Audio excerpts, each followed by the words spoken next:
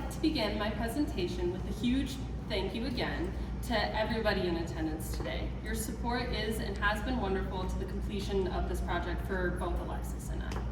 I would also like to address the term Indian that is used in this presentation. In accordance with the National Governance Center, as a non-native person, I will not be using the term Indian unless it is in direct reference to a primary document in my research. I will be using the term Indigenous or Indigenous peoples through the duration of this presentation. And with that being said, let's get right into it.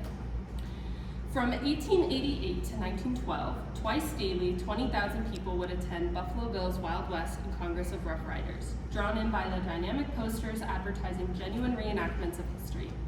Audience members would be dazzled by performances of virtuous heroes of the West, getting to witness historical figures and events in close quarters. Previous academic scholarship about Buffalo Bill's Wild West has focused on the legacy and how it mythologized the Wild West to a set of signifiers that now define the region. The West is cowboys, indigenous peoples, and cattle. Through his shows, Buffalo Bill presented history as entertainment, with himself and other performers reenacting important events from the Wild West and American frontier wars. Performers were participating in reenactments of events they lived through for an audience familiar with their stories, now getting what felt like a first-hand account. Today it is interesting to think about what made his version of history so compelling. How did his show resonate with the memories of the audience, and how did the performances influence a post-Civil War American identity? Through my research, I argue that the multi-sensory performance, programs, and posters from Buffalo Bill's Wild West and Congress of Rough Riders strategically constructed a post-Civil War identity for America through Orientalism and collective memory. To do this, I will first introduce some historical context. From there, we will look at two of the posters and a program to look at how they constructed the American identity using Orientalist tropes and historical memory. Buffalo Bill lived through the American Civil War, which was fought between the Union, the North, seen in the map in green, and the Confederates, the South, the states in orange, over the expansion of slavery to the newly acquired large span of Southwest territory acquired in 1848 after the Mexican-American War. Beginning in April of 1861 with the attack on Fort Sumter in Charleston, South Carolina, the Civil War left 1.6 million casualties across both sides in 4 years. General Robert E. Lee's surrender in 1865 brought an end to the conflict, with battles such as Gettysburg, Antietam, and Bull Run writing the story of the 19th century America as one of division and destruction that would change the nation to its core. Buffalo Bill, seen here, would serve for the Union Army, having to volunteer as a scout till he was of age to serve officially. He joined in the final year of the war, continuing to be an Army Scout afterwards. After the war ended, the Western territories became the rising star of the nation. Government programs encouraged the taming of the West through the Homestead Act and the completion of the Transcontinental Railroad, bringing many to the West for work and land. As the West opened, cowboys emerged as iconic figures in the American imagination, immortalized in dime novels. Originally tasked with wrangling and branding millions of cattle left by the Rangers during the war to roam the Texas plains, cowboys became a symbol of the adventurous and rugged spirit of the frontier, embodying the essence of the era.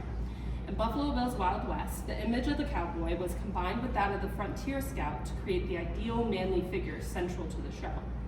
Both being introduced to popular fiction through the dime novel, which mythologized the Wild West as the frontier days closed.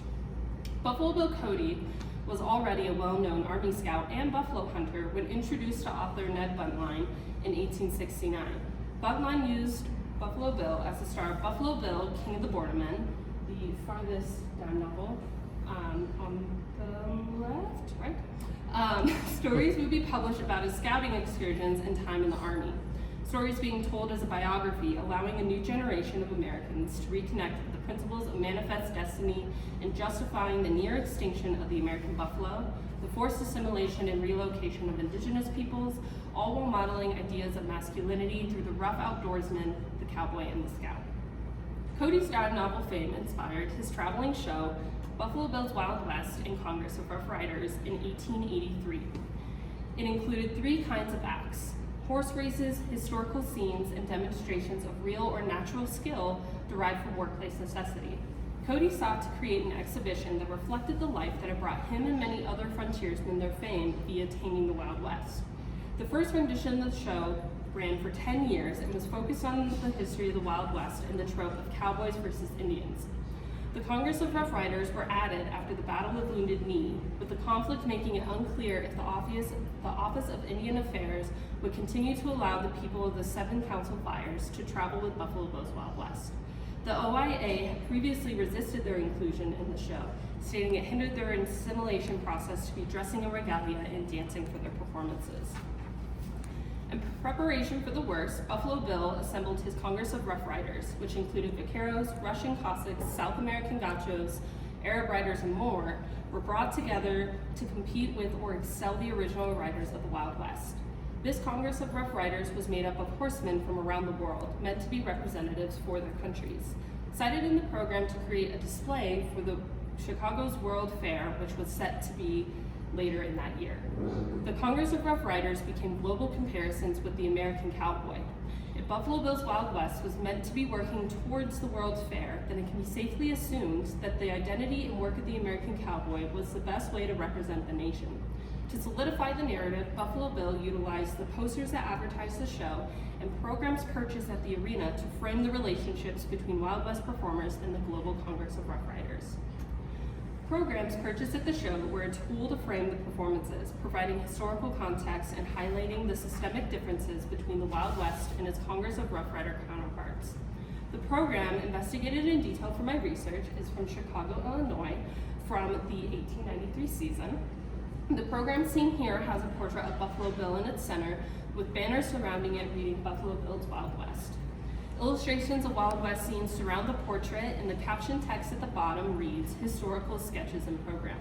Within the program, images and text work together to frame the national identity being performed and immortalizing the American Wild West. The program bridged the audience's understanding of the exotic performers and how they compare to other races. An example of this is in the introduction of the American cowboy, which follows with an introduction of the vaquero, its Mexican counterpart, establishing their relationship to each other. The description of the cowboy starts with a tribute from the editor of Wilkes' Spirit. Quote, how often spoken of, how falsely imagined, how greatly despised were not known, how little understood, unquote. The following section in the program introduces the Mexican vaquero as, quote, more of a dandy in style and get-up of his attire than his careless and impetuous compeer, unquote. In a shorter passage with direct and implied comparisons to the American cowboy, the vaquero is not introduced specifically as a member of the Congress of Rough Riders, who are all introduced much later, but making it clear that the American cowboy is the wholesome hero in comparison. The othering of the Mexican vaquero solidifies the previously mentioned utilization for the non-Western others to frame the American cowboy to be manly, in this case with his clothing and self-controlled nature, the vaquero being careless in comparison. The program would continue to have descriptions for all other groups of the Congress of Rough Riders, each including implications of the American cowboy identity being superior. Every other group would be lacking in something the American performers excelled. The audience is encouraged to look at all others within the Congress of Rough Riders in comparison to the American cowboy. The othering of the Congress of Rough Riders in relation to the American identity of the cowboy is evident in 2 examples of show posters. The posters communicated how the audience was meant to perceive the Rough Riders even before they reached the arena. Show posters like the 2 seen here highlight the cowboy and the Arab performers. These posters were meant to be displayed in tandem to each other when they were published in 1896. When these posters are analyzed together, this process of othering the Congress of Rough Riders in relation to the American identity is clear. To begin, let's look at the poster of the American cowboy character. In the center is a portrait of a generalization of the appearance of the American cowboy. The cowboy has long hair, a mustache, and wears a wide-brimmed hat.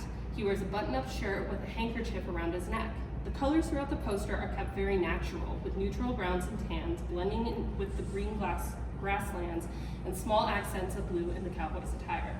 Surrounding the portrait are 3 registers of illustrations. The top register illustrates the cowboy at home in the prairie land, driving cattle and rounding up wild horses, set in a flat prairie landscape. The following register, in the middle, is once again on a flat grassland. This time the cowboys round up and break in horses, both talents the cowboys performed. All talents are related to their workplace duties, with the first two registers remaining in their Western context. The final register has a scene of the Buffalo Bills Wild West arena. Cowboys are scattered in the arena, with Buffalo Bill noticeably in the center of the arena, rifle end upwards, participating in the display of the many acts of the show happening all at once. There are not just cowboy performers in the scene. We can see Cossack riders, buffalo, Arab performers, wild horses, and a vaquero performer, showing the entirety of Buffalo Bill's Wild West in the Congress of Rough Riders. The next poster features the Arab. The center of the portrait shows a stereotypical Arab, a dark-skinned male wearing Bedouin attire with an exaggerated nose and unibrow. The colors throughout this poster are noticeably brighter than that of the cowboy. The center portrait features the Arab wearing white, but in the surrounding illustrations, they are wearing bright-colored clothing. The top register of this poster illustrates the journey of the Arab riders from the Middle East to the West, with a camel caravan stretching over the desert in a camp scene showing the riders taking a rest with the desert behind them. Their tents are camouflaged in a sandy landscape. Buffalo Bill stands with the men in conversation with two of the Arab men, with an arm outstretched to the left or west as if to be leading the way for them. The middle register has the riders in displays of what the poster refers to as tournament and sport. The men make human pyramids, do acrobatics, sword fight, and ride on their horses. The Egyptian Sphinx in the background, signifying that they are still within the Middle East. The tournament illustrates the men charging each other atop their horses and on foot, carrying spears and swords. The arena scene in the bottom register is filled with only Arab performers, their horsemanship talents on display as still frames in the arena. Buffalo Bill stands off to the side in conversation with another man. Both seated in their saddles, Buffalo Bill gestures towards the performance as if presenting the performers for the other men to observe. While looking at these posters as part of a set, the national identity that Buffalo Bill was creating is visible. To construct a unified collective memory, Buffalo Bill's Wild West referenced the accuracy of their performances and all of their promotional materials and repeatedly within the show programs. The phrase actual scenes, genuine characters being a tagline for the show. When thinking about how history is constructed, the scholar and historiographer Patrick Hutton states, quote, "History offered itself as an official form of memory. It prided itself on its accuracy, objectivity, dispassion, and critical distance from the past," unquote. The Wild West was a recent past to the audience, with audience members who would have likely lived through the events or at the very least read about them in newspapers or dime novels. The performances invited the audience to see the content as memory with the use of historical props like the Deadwood stagecoach, the buffalo herd, and by having performers who could relay parts of their memories in performance, like Buffalo Bill's experiences as a buffalo hunter or Sitting Bull's involvement in the Battle of Little Bighorn. Audiences of urban areas got a window into history from the comfort of the stands, looking out into the open arena, walking through the grounds afterwards, taking in the campsites of indigenous peoples and Arabs living primitive lifestyles. The program makes it very clear they wish to, quote, "give people in the East a correct representation of the life on the plains and the incidental life of the hardy, brave, intelligent pioneers who are the first to blaze the way to the future homes and greatness of America," unquote. Buffalo Bill's Wild West connected with their audience through shared memory and comparisons made between American performers and the Congress of Rough Riders, getting to think about the rifle as something that brought them to the West and allowed them to successfully push out the, quote, savage, indigenous peoples, getting to see the good that came out of the years of Civil War, how much stronger it made the country through pure displays of masculinity. The men who would labor tirelessly in the West now have their skills on display in theatrical acts, competing against other races to prove their strength. If the Congress of Rough Riders were meant to be representatives of their home countries, then the Cowboys are representatives for the whole U.S. nation. Author Joyce Hassan mentions, quote, "By returning to earlier conventions of individual heroism, by figuring the Army Scout as an intrepid individual rather than a part of a sophisticated war machine, and by portraying battle as an unproblematic campaign against a known enemy, the Indians, rather than a deadly struggle between two groups who shared culture, language, and history, the Civil War, Buffalo Bill's performance could disentangle the complexities of the post-Civil War era," unquote. Buffalo Bill's Wild West and Congress of Rough Riders created an environment that had audience members feeling close to history and filling them with pride in being an American. Tuning into the history and memory of the audience helped to lay the foundations of a national identity, but with the inclusion of the Congress of Rough Riders, Buffalo Bill also engages with Orientalism as a way of othering to establish a national sense of self on a global scale. In Orientalism, Edward Said explains the way in which images of the Orient are constructed and directed towards those of the West to define how the West views itself. Orientalism was used as a rationalization for colonial rule prior to and during the European colonization of the Middle East. The observations reported by the European Orientalists were treated as truths that kept a grip on and continues to hold power over the Orient. The creation of the other is important to the creation of oneself. In the case of the Wild West, America was creating their post-war identity, and to do so, they had to set themselves apart from and above another. Buffalo Bill's Wild West characterizes the Congress of Rough Riders as the other, which reflects a country searching for an identity that is neither north nor south, but American. The first poster, The American Cowboy, sets up the familiar and rational, humane, superior version of the American that is compared with all the other performers. The descriptions are meant to uplift the cowboy. Like previously discussed, the introduction of the cowboy in the program sets up the introductions of the other groups of riders. The arena scene in the poster does not limit the cowboy to only be performing amongst other cowboys, but is seen in relation to all other acts. There are other non-cowboy performers in the arena, implying the cowboy is central to all riders and performers. The Arab poster has an arena scene in the bottom register, but unlike the cowboy, they stand out distinctly within the arena, solely represented among fellow Arabs.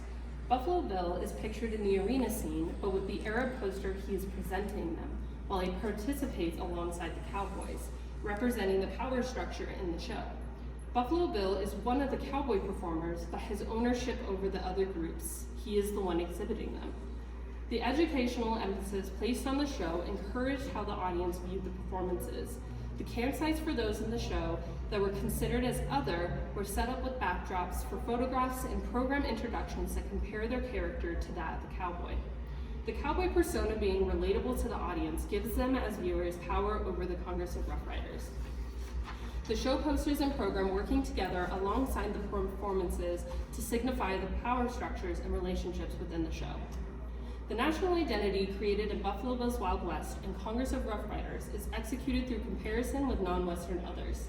The taming of the Wild West, a recent historical accomplishment for the nation, made it easy for audiences to connect with the cowboy and American military performers. The Congress of Rough Riders were peculiar, wild, and ferocious. The performances illustrated the history of American civilization of the past century and their place on the global scale. The Wild West gives an identity adjacently related to a nation coming out of a cruel and destructive civil war. The cowboy could compete against horsemen from around the world and demonstrate their domination over the Wild West through historical reenactments, which by then they knew was rich and settled. The shift of the national identity from North or South to American, focusing back to the successful colonization of the land they resided in, while connecting to the recent history of military advancements, the masculine cowboy, the Western frontier was made possible through Buffalo Bill's Wild West and Congress of Rough Riders. Audiences were immersed in dazzling performances of the American identity based on Western life, and through the utilization of Orientalism, Buffalo Bill was able to compare the Wild West to a global other, revitalizing the sense of national pride and identity post-Civil War. Thank you.